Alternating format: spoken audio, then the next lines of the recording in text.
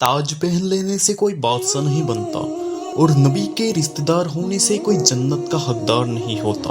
एक कहानी है दो औरतों की। एक वो जो दुनिया की सबसे ताकतवर सल्तनत की मलिका थी, फिरौन की बीबी, और दूसरी जो अल्लाह के नबी हजरत लूत अलैहिस्सलाम की बीबी थी। लेकिन जालिम बादशाह फिरौन के बीबी होकर भी जन्नत की रानी बनी और नबी हजरत लूत अलैहिस्सलाम की बीबी होकर भी एक जहन्नम की कैदी बनी। लेकिन ऐसा कैसे हो सकता है? वीडियो को आखिर तक जरूर देखें ताकि आपको समझ में आए। तो चलिए वीडियो को शुरू करते हैं। मिस्र का सूरज उगता है और एक जालिम बादशाह तख्त पे बैठा है। फिरौन, सोने का महल, हथियारबंद फौज, झुकते हुए दरबार, और इसके बाजू में बैठे हैं एक औरत, हजरत आसिया, फिरौन की बीबी, सबसे ताकतवर रानी। लेकिन इस ताकत और ऐश के बीच आसिया के दिल में कुछ और ही चल रहा था। एक सवाल जो उसे अंदर से तोड़ रहा था। क्या ये सब दिखावा है? क्या असली सुकून सिर्फ तख्त और ताज में है? आसिया रज़ियल्लाहु ताला अन्हा फिरौन की मलिका थी। उनके पास सोना, चांदी, ऐशो आराम की कोई कमी नहीं थी। नौकर चाकर, हथियारबंद, सिक्योरिटी, ऊंचा महल, ताकतवर पति। लेकिन दिल के अंदर एक खाली फन था। हर रात वो छत पर बैठकर आसमान की तरफ देखती और सोचती, क्या मेरे रब के सिवा भी कोई है जो दिल की तसल्ली दे सकता है? मुझे ये दौलत मिल गई, लेकिन दिल का सुकून क्यों नहीं?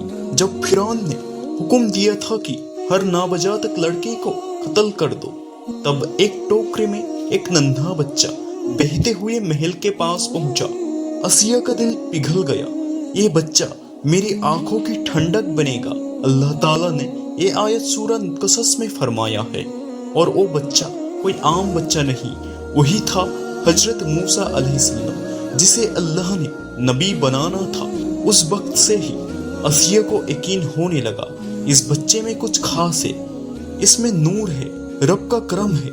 जब मूसा अलैहिस्सलाम ने नबूवत का ऐलान किया और कहा, मैं अल्लाह का रसूल हूँ, सिर्फ उसी की इबादत करो, फिरौन ने गुस्से में कहा, मैं ही तुम्हारा रबे आला हूँ।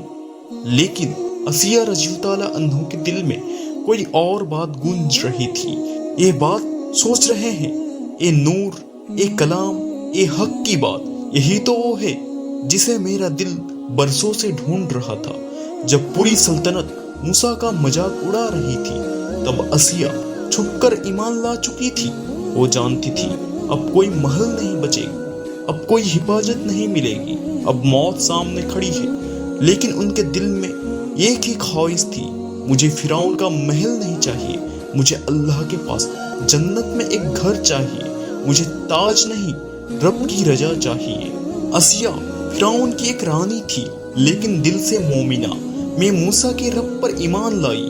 फिरौन को पता चलता है, वो आग बबूला हो जाता है। तेरा दिमाग फिर गया तो मेरे खिलाफ। लेकिन आसिया जवाब देती है, मैं तेरे ऐशो आराम से तंग आ चुकी हूँ, मुझे मेरा रब चाहिए।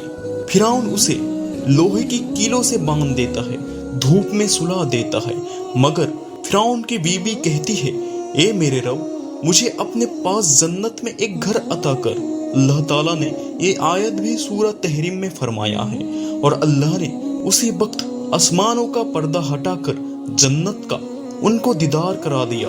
वो मुस्कुराई और उनकी रूह निकल गई। एक रानी जो अब बन चुकी थी जन्नत की मालिका। अब आइए देखते हैं कैसे हजरत लूत अलैहिस्सलाम की बीबी जहन्नम में जाती है। हजरत लूत अलैहिस्सलाम अल्लाह के भेजे हुए नबी थे, जिन्हें अल्लाह ने सदूम और अमूरा नाम की कौम के पास भेजा। ये कौम बहुत बुरी थी, पुरुषों के साथ अप्राकृतिक कर्म, बुरा व्यवहार, लूटमार और ज्यादती करते थे। वो खुलेआम गुनाह करते थे और फख्र से कहते थे, हम जैसा कोई नहीं करता। अल्लाह ने उन्हें समझाने के लिए लूत अलैहिस्सलाम को भेजा, लेकिन वो लोग उनकी बात सुनने को तैयार ही नहीं थे। जाहिरी तौर पर लूत अलैहिस्सलाम की बीबी एक नबी की पत्नी थी, लेकिन दिल से वो अपनी काफिर कौम की समर्थक थी। वो लूत अलैहिस्सलाम के मिशन से चिढ़ती थी। वो उनके मेहमानों की खबर बाखबर पहुंचाती थी ताकि काफिर लोग उन पर हमला कर सके।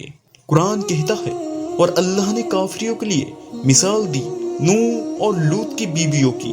وہ دونوں ہمارے نیک بندوں کی نکاح میں تھے، لیکن انہوں نے ان کے ساتھ بے وفائی کی تو وہ اللہ کے عذاب سے نہیں بچ سکی۔ سورہ تحریم۔ بے وفائی کا مطلب یہاں شادی میں غداری یا فزیکل دھوکہ نہیں، بلکہ دین سے غداری، ایک کے خلاف کھڑے ہونا اور کافروں کا ساتھ دینا۔ اللہ نے لوط علیہ السلام کے پاس مہمان بھیجے جو انسانی روپ میں ملائکہ یعنی فرشتہ تھے۔ ان کی بیوی نے چپ چاپ جا کر کافروں کو خبر کر دی کہ خوبصورت مہمان آئے ہیں۔ تب فرشتوں نے لوط علیہ السلام سے کہا، ہم اللہ کے فرشتے ہیں، اب اس قوم پر عذاب آنے والا ہے۔ لوط علیہ السلام کو حکم دیا گیا، رات کے وقت اپنے گھر والوں کو لے کر شہر سے نکل جاؤ، لیکن اپنی بیوی کو پیچھے چھوڑ دو کیونکہ وہ بھی مجرموں میں سے ہے۔ سورہ ہود۔ جیسے ہی لوط علیہ السلام باہر نکلے، آسمان سے آگ، پتھر اور زمین کی الٹ پھیر شروع ہو گئی، پورا شہر الٹا کر دیا گیا۔ سورہ قمر میں اللہ تعالیٰ فرماتا ہے، ہم نے ان کے اوپر تجنیب کی بارش برسائی۔ لوط کی بیوی جو شہر میں ہی رہ گئی تھی، اسے بھی اس عذاب کا حصہ بنا دیا گیا، وہ بھی ان پتھروں کی بارش کا شکار بنی۔ ایک نبی کی بیوی ہو کر بھی اس کا دل گناہ گاروں کے ساتھ تھا، اس لیے اس کا انجام ہوا جہنم۔ اس سے کیا سیکھ ملتی ہے؟ اس سے کیا سبق ملتی ہے؟ کیا رشتہ داری کافی ہے جنت میں جانے کے لیے؟ نہیں۔ ابو لہب رسول صلی اللہ تعالی علیہ وسلم کا چاچا، لیکن اللہ نے اس پر لعنت کی۔ تبت یادا ابی لہب۔ رسول صلی اللہ تعالی علیہ وسلم نے اپنی بیٹی فاطمہ رضی اللہ تعالی عنہ سے کہا، اے فاطمہ، میں تجھے اللہ سے نہیں بچا سکتا، اپنے لیے عمل کر۔ جنت خون کے رشتے سے نہیں ملتی، عمل کے رشتے سے ملتے ہیں۔ آج ہم سوچتے ہیں ابا حافظ ہے، نانا حاجی ہے، ہم تو جنتی ہے، لیکن کیا ہم نے خود نماز پڑھی؟ کیا قرآن کھولا؟ کیا ہم نے جھوٹ چھوڑا، نگاہیں بچائی؟ نہیں۔ آج فیصلہ کیجئے، رشتے پر نہیں عمل پر جئیں گے، کیونکہ جنت کی چابی آپ کے ہاتھ میں ہے، رشتے دار کی جیب میں نہیں۔ اے اللہ ہمیں حضرت آسیہ کی طرح ایمان دے اور لوط کی بیوی جیسی عمل سے بچا، ہماری اولاد، ہمارے گھر اور ہمارے دلوں کو جنت کے لائق بنا دے۔ آمین یا رب العالمین۔